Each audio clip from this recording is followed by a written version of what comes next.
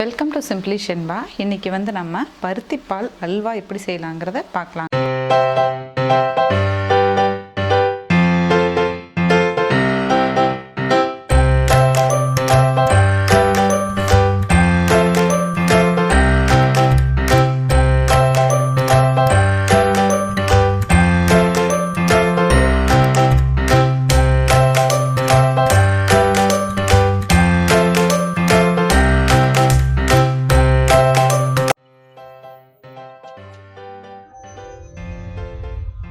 இதை பாருங்கள், பருத்தி கொட்டை நான் எடுத்து வச்சுருக்கேன். இது ஒரு 6 to 7 மணி நேரம் நல்லா ஊற வைக்கணும். நம்ம ஃபஸ்ட்டு இது நான் ஊற வச்சது. இங்கே பாருங்கள், ஒரு 6 மணி நேரம் நல்லா ஊறி இருக்குது. இது நல்லா நம்ம கழுவி எடுத்துக்கலாம். இந்த பஞ்செல்லாம் இருக்கும், நம்ம இப்படி பண்ணும்போதே அது பாருங்கள் ஃபுல்லாக அந்த உருண்டை பிடிச்ச மாதிரி ஆகிடும். இது நல்லா கழுவி 2-3 வாட்டி கழுவி எடுத்துகிட்டு ஜாரில் போட்டு அரைச்சி இதை நம்ம பால் எடுக்க போகிறப்போ பாருங்கள் நல்லா கழுவி எடுத்து போட்டிருக்கேன். இதை நம்ம இப்போது நல்லா அரைச்சி இதில் பால் எடுக்க போகிறோம். அரைச்சிக்கலாம். இதை பாருங்கள், நம்ம இதை அரைச்சி எடுத்தாச்சு. இதை நம்ம இப்போ வடிகட்டிக்கலாம்.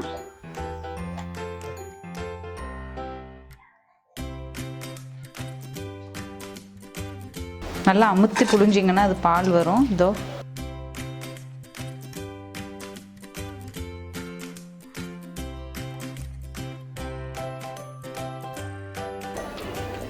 இப்போ நம்ம பருத்தி பால் எடுத்து வச்சுருக்கோம். இது நான் சின்ன இதில் இன்னொரு வாட்டி ஃபில்ட்ரு பண்ணுறேன். ஏன்னா அதில் பஞ்செல்லாம் இருந்தது இல்லையா, அது ஏன்னா இன்னும் கொஞ்சம் இருக்கும்.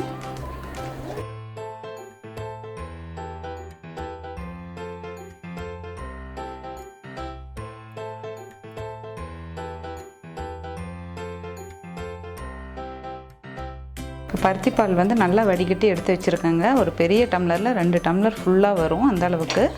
அப்புறம் பார்த்திங்கன்னா ஒரு பெரிய டம்ளர் அளவுக்கு இந்த அளவுக்கு நான் தேங்காய் பால் எடுத்து வச்சுருக்கேன்.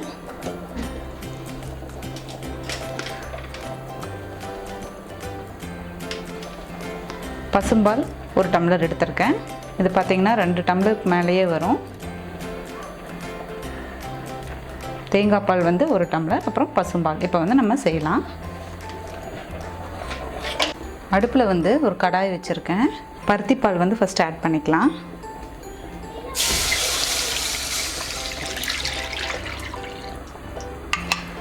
இது நல்லா கொதிக்கட்டும். இது நல்லா கொதிக்கிற வரைக்கும் நம்ம ஹை ஃப்ளேம்லேயே வச்சுக்கலாம். இது நல்லா கொதிச்சிருச்சு. இதில் இப்போ நான் வெல்லம் சேர்க்க போகிறேன். நான் வெல்லத்தை நல்லா தட்டி வச்சுருக்கேன். நீங்கள் வெல்லம், கரும்பு சர்க்கரை, கருப்பட்டி எது வேணால் நம்ம சேர்த்துக்கலாம்.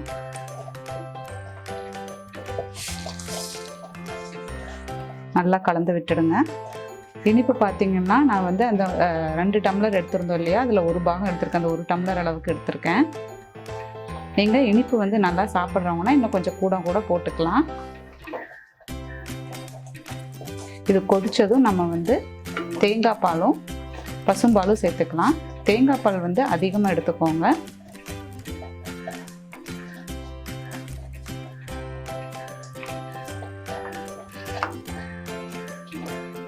இப்போ இதில் நம்ம தேங்காய் பால் சேர்த்துக்கலாம்.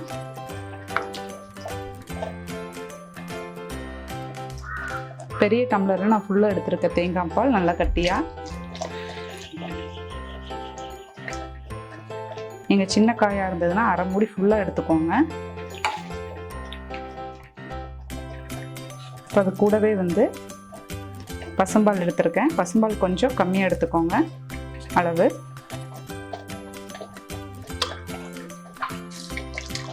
தேங்காய் பால் சேர்த்தும்போது நமக்கு நல்ல டேஸ்ட் கொடுக்கும். அதுக்காக தேங்காய் பால் அதிகமாக எடுக்க சொன்னேன். இது நல்லா கொதித்து வரட்டும். இது நல்லா கொதிக்கட்டும். அப்பப்போ இதை கிளறி விட்டுட்டே இருங்க, அடி பிடிக்காமல் இருக்கிறதுக்கு.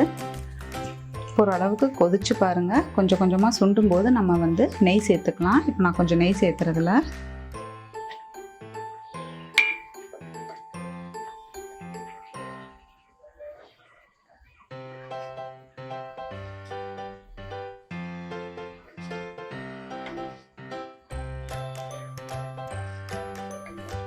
இன்னும் நல்லா கொதிச்சு வரட்டும்.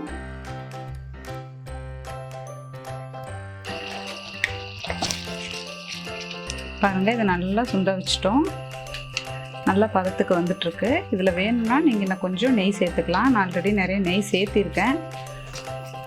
சில பேருக்கு நெய் மனம் அதிகமாக இருந்தால் பிடிக்காது, அதனால் நம்ம முதல் ஊற்றின அளவுக்கு போதும். நல்லா பிடிச்சவங்கன்னா இந்த ஸ்டேஜில் இன்னும் கொஞ்சம் சேர்த்துக்கோங்க. இப்போ வந்து நான் ட்ரை கிரேப்ஸும் கேஷ்யூ நட்டும் ஆட் பண்ணுறேன்.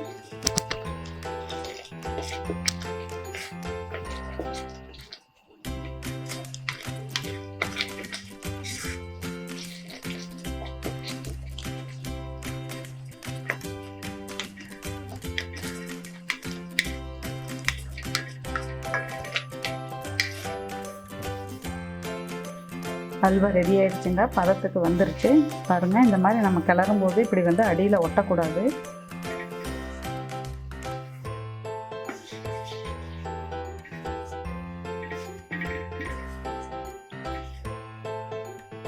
ஃபஸ்ட்டு ஸ்டார்டிங்கில் பார்த்தீங்கன்னா நம்ம வந்து பருத்திப்பால் ஊற்றுனது ஹை ஃப்ளேமில் வைக்கணும்.